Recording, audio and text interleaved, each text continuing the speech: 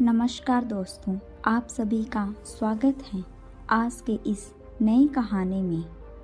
एक बार एक बड़े से हॉल में बहुत सारे लोग बैठे थे। वहाँ पर दुनिया का एक बहुत ही बड़ा स्पीकर आने वाला था और सब लोग उनकी बातें सुनने के लिए वहाँ पर आए थे।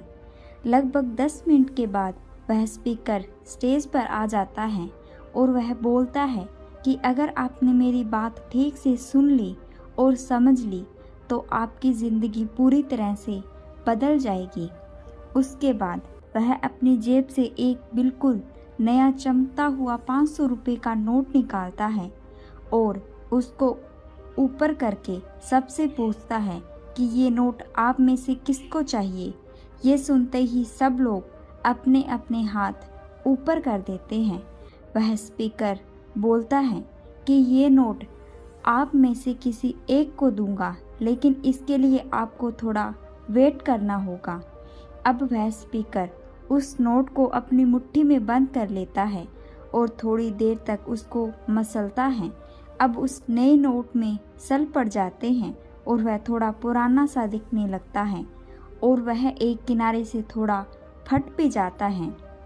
इसके बाद वह फिर उस नोट को ऊपर कर कर पूछता है, अब ये 500 का नोट किसको चाहिए। इस बार भी सभी लोग अपने हाथ ऊपर कर देते हैं। तब स्पीकर ने उस नोट को ज़मीन पर गिरा दिया और उस नोट पर 3-4 बार पैर रख दिया।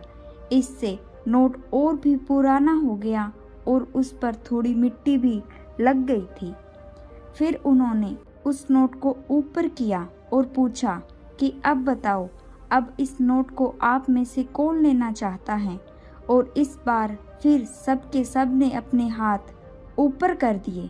स्पीकर अब नोट को फिर से नीचे ज़मीन पर गिरा देता है और उसके ऊपर कूद कूद कर उसको दोनों पैरों से रगड़ देता है और उसके ऊपर चाय भी गिरा देता है।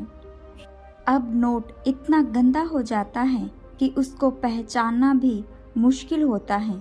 कोई भी उस नोट को देखता तो यही बोलता कि अब ये सिर्फ एक गंदा कागज़ का टुकड़ा है, अब यह बेकार है, इस दुनिया में इसकी कोई वैल्यू नहीं है। स्पीकर ने एक बार फिर उस नोट को उठाया और ऊपर करके सबसे पूछा, अब इस नोट को कौन लेना चाहता है। और इस बार भी सब के सब ने अपने हाथ ऊपर कर दिए। कितना भी गंदा, पुराना, मिट्टी में सना हुआ, चाय का दाग लगा हुआ, लेकिन अभी भी वह 500 रुपये का नोट ही था। जिंदगी कई बार बड़े बड़े झटके देती है। आप एग्ज़ाम में फेल हो जाते हो या जॉब के इंटरव्यू के बाद आपका सिलेक्शन नहीं होता है। जब बुरा समय चल रहा होता है और आप सिचुएशन का सामना कर रहे होते हो, उसके बाद आपको लगने लगता है कि आप सफलता के लायक ही नहीं हैं।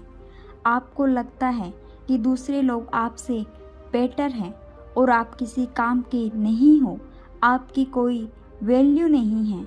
हमेशा याद रखो, इससे कोई फ़र्क नहीं पड़ता कि आपने कितनी बार सिचुएशन का सामना किया है, आप ज़िंदगी में कितनी बार फेल हुए हो। आपकी वैल्यू हमेशा वही रहेगी जो पहले थी। आपके पास कुछ खास है जो दूसरों के पास नहीं है और ये कोई भी आपसे छीन नहीं सकता। अब तक सक्सेस नहीं मिलने से आपकी वैल्यू कम नहीं हुई है। आप अभी भी अपने बारे में कितना भी लो फील कर रहे हो, उससे कोई फ़र्क नहीं पड़ता। जो लोग आपको अच्छे से समझते हैं वो लोग आपकी वैल्यू को उतना ही मानेंगे जितना पहले मानते थे। तो अपनी वैल्यू को समझो और कुछ बड़ा करके दिखाओ। धन्यवाद।